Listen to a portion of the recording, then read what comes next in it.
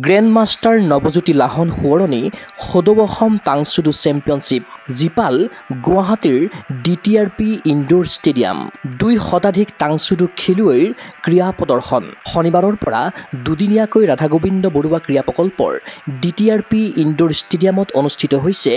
Grandmaster Nabajyoti লাহন সোঁৱৰণী সদৌ টাংছুডু championship 2025 Assam টাংছুডু সন্থাৰ উদ্যোগত অনুষ্ঠিত প্ৰতিযোগিতাত অংশগ্ৰহণ কৰিছে 12খন জিলাই 9 অনূৰ্ধ্ব 11 অনূৰ্ধ্ব 14 অনূৰ্ধ্ব 17 অনূৰ্ধ্ব 19 অনূৰ্ধ্ব 19 ঊৰ্ধ্ব আদি শাখাত প্ৰায় 200ৰো অধিক খেলুৱৈয়ে ক্ৰীড়াংগনত উজাৰি দিছে শ্ৰেষ্ঠত্ব ইফালে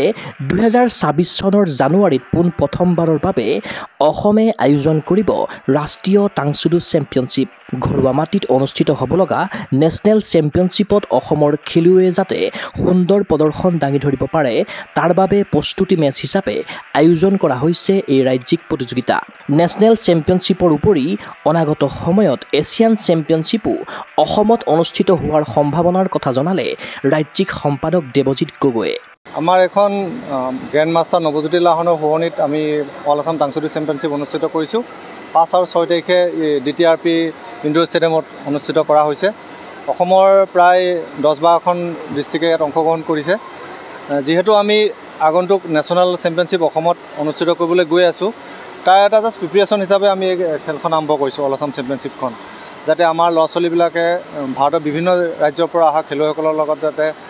খুব সুন্দৰভাৱে খেলিব পাৰে প্ৰতিদ্বন্দ্বিতা আগবাঢ়িব পাৰে ভালকৈ তাৰ কাৰণে আমি প্ৰিপেৰেশ্যন হিচাপত কৰা হৈছে হয় এইটো শাখাটো হৈছে under 9 under 11 under 14 under 17 under 19 above 19 plus black belt championship হয় অংশখন এপ্ৰক্সিমেট 200ৰ ওচৰা-ওচৰি হৈছে আমাৰ বেছি নাই আমি নেশ্যনেলখন পাতিব অনুষ্ঠিত 2026 চনৰ জানুৱাৰী মাহৰ 2-3-4 তাৰিখে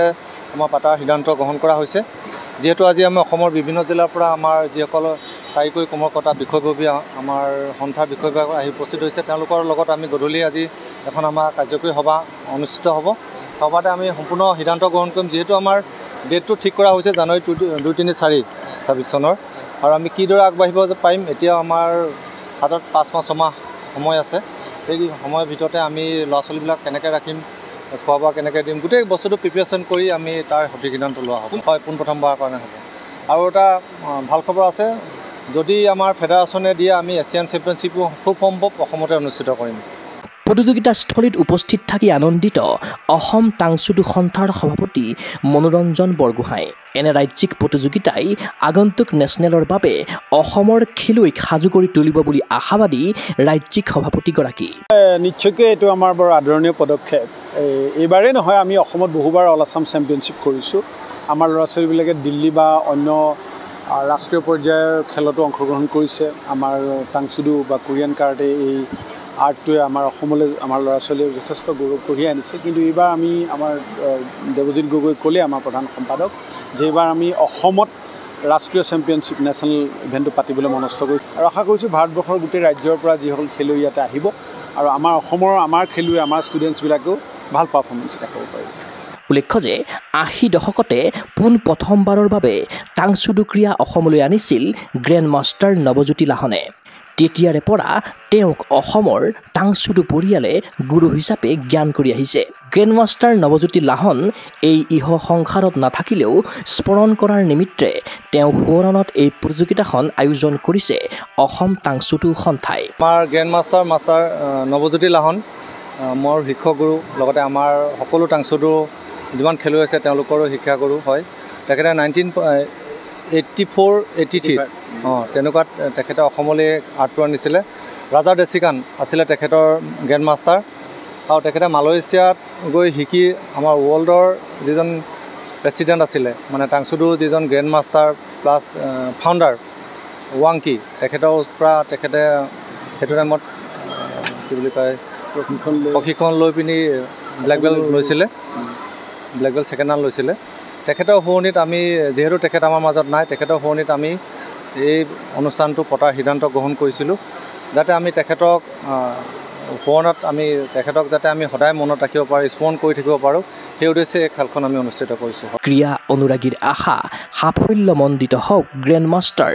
নৱজ্যোতি লাহন সোঁৱৰণী সদৌ টাংচুডু চেম্পিয়নশ্বিপ 2025। লগতে ৰাষ্ট্ৰীয় টাংচুডু চেম্পিয়নশ্বিপৰ বাবে সাজু হওক অসম টাংচুডু সন্থা। ভিডিঅ' জাৰ্নেলিষ্ট জবান ৰাভাৰ সহযোগত চিন্ময় বৰাৰ প্ৰতিবেদন Gogo sports any. Physical education বিষয়ত ডিগ্ৰী পাঠ্যক্ৰমৰ কাৰণে অসম তথা উত্তৰ পূৰ্বাঞ্চলৰ প্ৰথমখন শিক্ষানুষ্ঠান অভিৰুচি ইনষ্টিটিউট অৱ ফিজিকেল এডুকেশ্যন। 2 বছৰীয়া ফিজিকেল এডুকেশ্যনৰ BPEd পাঠ্যক্ৰম আৰু 4 বছৰীয়া BPES পাঠ্যক্ৰমৰ বাবে নামভৰ্তি চলি আছে। বিতংকৈ জানিবৰ বাবে আজি যোগাযোগ কৰক। যোগাযোগৰ নম্বৰসমূহ হৈছে 9435100098, 7002233540, 88765210998, ৱেবছাইট www.aipguwahati.in।